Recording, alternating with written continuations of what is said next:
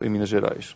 Esse livro ele é uma coletânea de manifestações, de mensagens oficiais, mas também como já foi mencionado, movimentos sociais ou de entidades como a ABI, Associação Brasileira de Imprensa, e sindicatos também que manifestaram o seu reconhecimento. Mas há uma passagem quando o Itamar Franco foi governador de Minas Gerais, que ele se insurge contra a política de privatização e chega, inclusive, a colocar estrategicamente tropas da PM mineira para proteger, era um simbolismo, evidentemente, contra a ideia, na época, da privatização de Furnas.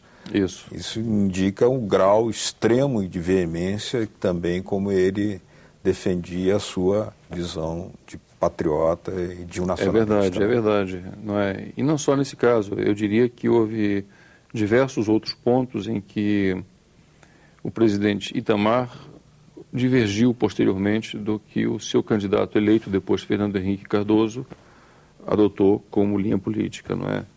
Ele mencionou diversas vezes o nível de endividamento público do país, que ele deixou realmente um nível extremamente baixo comparado com o que veio depois, e que em poucos anos esse nível havia não é, potencializado, multiplicado, e que ele diversas vezes manifestou o seu desconforto, a sua divergência em relação a esse fato. Então ele realmente tinha posições bastante firmes, manifestava elas de uma forma bastante firme e bastante, como assim você bem lembrou, bastante simbólica, bastante carregada de simbolismo, não é? E isso realmente ocorreu diversas vezes. Eu pediria que você comentasse um outro lado, que você mesmo mencionou, que ele ocupou cargos representando o Brasil no exterior, né? Foi embaixador do Brasil na OEA, foi embaixador do Brasil em Lisboa, em Roma. E ele também traçou uma política externa muito interessante, fortalecendo o projeto Mercosul e também a CPLP, né? Como também ofereceu muita solidariedade brasileira à causa do Timor-Leste. Isso indicava uma linha política. É verdade. Não é? Itamar, ele marcou bastante a política externa nesse ponto. É bem verdade que você poderia dizer que dentro da história diplomática do Brasil há toda uma linha, há toda uma certa corrente que passa diversos governos com esses traços. Mas na presidência dele essa linha aflorou mais do que em outros períodos, né? Eu acho que ele foi empenhado nisso. E como você disse bem, o Mercosul teve um impulso na sua época, né? E o apoio brasileiro à causa do Timor-Leste foi também bastante importante. Como é que você avalia nessa lacuna deixada por um político que tem o traço nacionalista, o traço do patriota, o traço do democrata, muito acentuado, mas que compõe uma linha de ação que nós poderíamos chamar de centro-esquerda? Como é que ele estaria hoje sendo, digamos, representado, ou esse movimento, esse conjunto de ideias, essa trajetória a ser continuada hoje na política brasileira? Eu acho que é uma trajetória vamos dizer assim, a trajetória pessoal dele, algumas posições pessoais, encontram um terreno inóspito na política brasileira hoje. Há um aspecto que nós não falamos, mas que muitas vezes é citado como uma mostra de que o presidente Itamar teria um caráter político volúvel, que é o fato dele ter mudado de partido algumas vezes. Mas eu diria que não era ele que mudava de posição.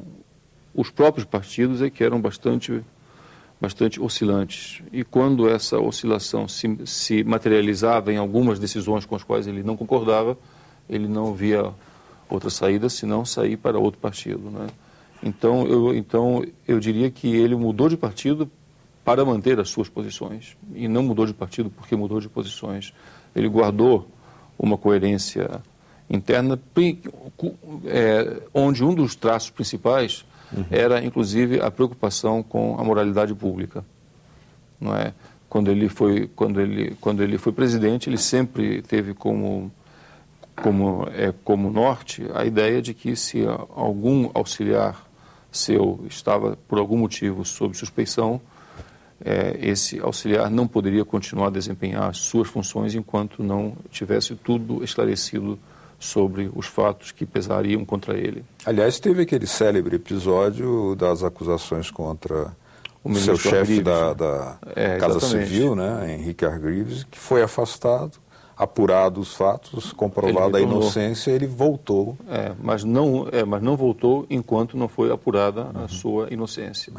E isso, ou seja, mostra como ele era cioso nesse aspecto, né? E isso colocava ele um pouco numa certa tensão com a vida política brasileira atual. Eu não diria por questões pessoais, mas porque a própria regra eleitoral nossa favorece comportamentos que, digamos assim, no mínimo dúbios em relação a esse ponto. Não é à toa que se fala em fazer uma ampla reforma política sempre, porque as pessoas, a população, os próprios políticos não estão satisfeitos com essa regra da forma como ela funciona hoje. Muito bem. Então, para quem está aí nos acompanhando, nós estivemos aqui conversando sobre o livro que acaba de ser lançado pela Fundação Astrogildo Pereira, que é Itamar Franco, Homem Público, Democrata e Republicano. É uma coletânea de textos, manifestações de políticos, governantes, instituições, intelectuais, movimentos sociais, que foram organizados pelo Francisco de Almeida e o Ivan Alves Filho, dois organizadores. É o livro, então, trazido aqui à tona, à baila, ao público, né, pela Fundação Astrogildo Pereira. Queria agradecer a presença aqui conosco do Caetano Pereira de Araújo, que é o presidente da Fundação Astrogildo Pereira. Muito obrigado pelas suas explicações e esclarecimentos. Muito obrigado. Uma próxima oportunidade estaremos sempre de portas abertas. Obrigado. A vocês de casa que nos acompanharam, muito obrigado pela sua atenção. Caso queiram rever este ou outros dos nossos programas, Cidadania e outros da TV Senado, aí na tela está uma forma de fazê-lo. Nosso site é o www.senado.gov.br/TV. Obrigado mesmo pela sua audiência. Até o próximo Cidadania. Tchau.